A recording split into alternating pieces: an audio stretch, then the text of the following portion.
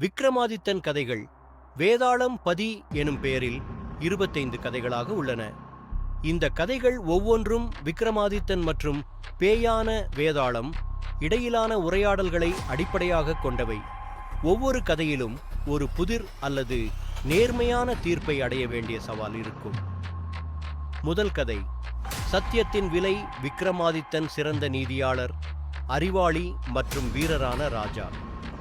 ஒரு நாளில் ஒரு துறவி அவரிடம் வந்து, மகாராஜா, நான் செய்த தவமான பிரயாசையை நிறைவு செய்ய நீங்கள் ஒரு வேலை செய்ய வேண்டும் என்று கூறினார். விக்ரமாதித்தன் அதற்கு உடன்பட்டார். துறவி கூறினார், நகரத்தின் எல்லைக்கு வெளியே ஒரு பழைய பாறை குகை உள்ளது. அங்கே ஒரு பிணம் ஒரு மரத்தில் தொங்கிக் கிடக்கிறது. அதை என் வசத்திற்கு கொண்டு வாருங்கள். அரசர் இரவிலே தனியாக அங்கு சென்றார். அங்கே ஒரு மரத்தில் ஒரு பிணம் தொங்கிக் கிடந்தது. அவர் அதை கீழே இறக்கி தோளில் சுமந்தார்.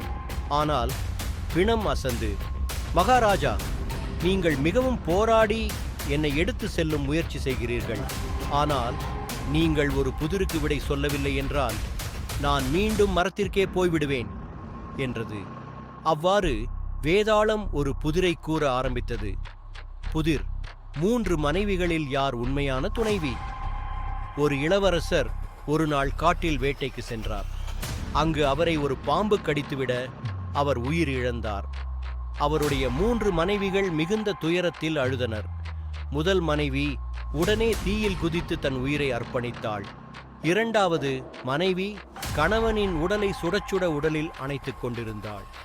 3வது மனைவி இறந்த கணவனின் உடலை சுமந்து கொண்டு பல துறவிகளை சந்தித்தாள்.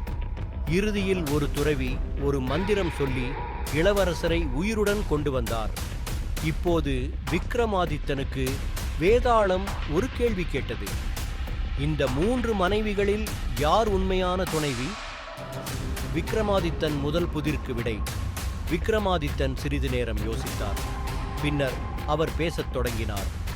முதல் மனைவி உடனே தீயில் குதித்து உயிரிழந்தாள். இது அவரது பக்தியை காட்டுகிறது. ஆனால் உண்மையான அன்பு என்பது தன்னுயிரை ஒப்புவிப்பதல்ல. 2வது மனைவி கணவனின் உடலை அணைத்துக் கொண்டிருந்தாள். ஆனால் அவர் உயிருடன் திரும்ப வர முயற்சி செய்யவில்லை. 3வது மனைவிதான் உண்மையான துணைவி.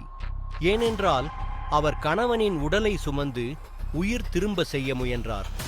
உண்மையான அன்பு என்பது உயிருடன் இருப்பதை விரும்புவதாகவும் வாழ்வை மீட்டெடுப்பதாகவும்.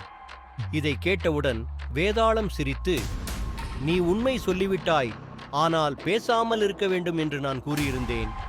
இப்போது நான் மீண்டும் மரத்திற்கு பறந்து செல்கிறேன் என்று கூறி மரத்திற்கு திரும்பி பறந்தது. விக்ரமாதித்தன் மீண்டும் அதை பிடிக்கச் சென்றார்.